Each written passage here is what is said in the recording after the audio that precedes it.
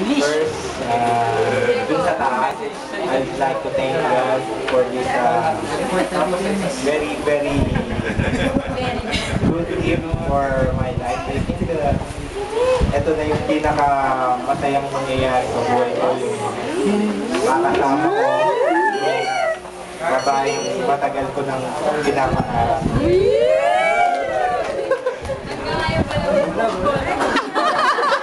Joke lang.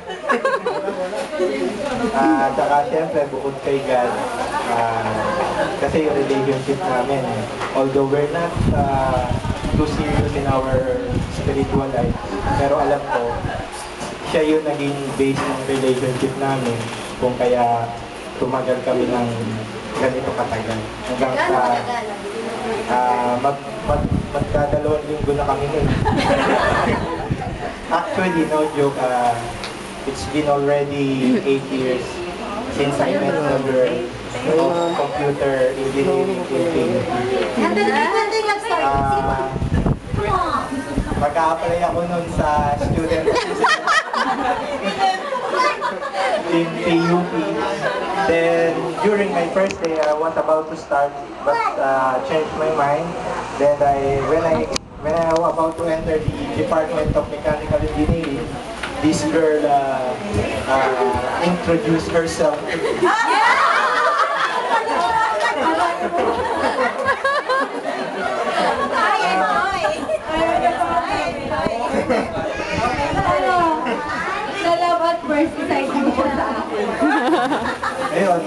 Actually, during that time, I was really looking and praying for a girl that would make my heart beat so happy. And then it happened that time when I first saw her beautiful face. Then after that, niligawan ko siya. Si Joy na magtutuloy. Si Joy na. Ngayon, tumagal kami noong 8 years. So, nauna siyang graduate sa akin.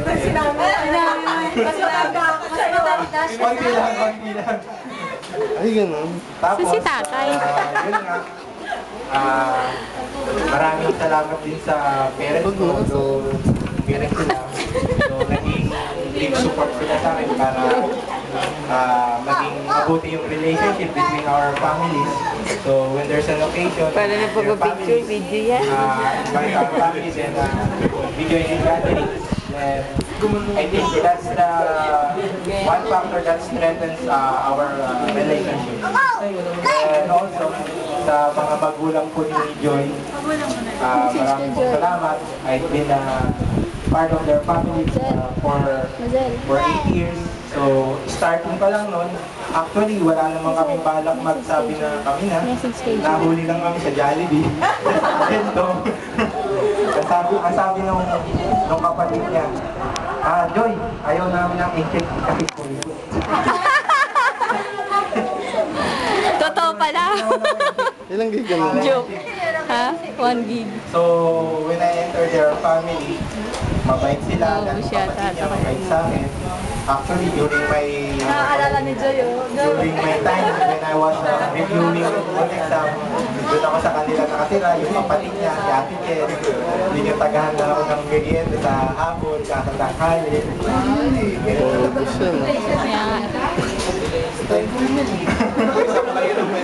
Actually, pinahingin ako ng supervisor namin. Nagawa ko tumayo dito. 8 years yan.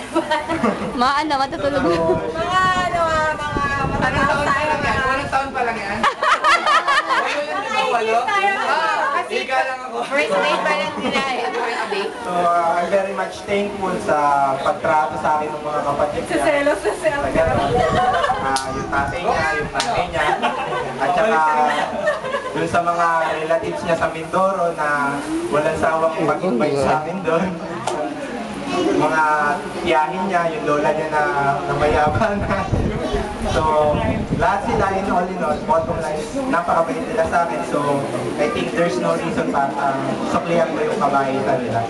Tsaka sa inyo, today, tonight, Seryoso na si Joy. actually, hindi namin in-expect. Nag-iisip yan si Joy. In-expect niya lang ako. So, hindi ko alam na mag-prep. Hindi ko alam kung ano yung program niyo. So, maraming salamat sa inyo. So, mga ka-office mate ninyo, at mga ka-office mate ko. Actually, 12 yan. 4 lang yung dumating. Pero, ito yung kasama ko, SL, si Neil, Washer yan. Magaling yan. May anak na yan. Kaya pala magaling. Sayang. Sayang. Saka yun yung isang lumabas. Oy, huwag kang lumabas. May anak ka na rin, di ba? Saka yung supervisor namin na Matagal yan. araw-araw nililecture ako. Stop ko na.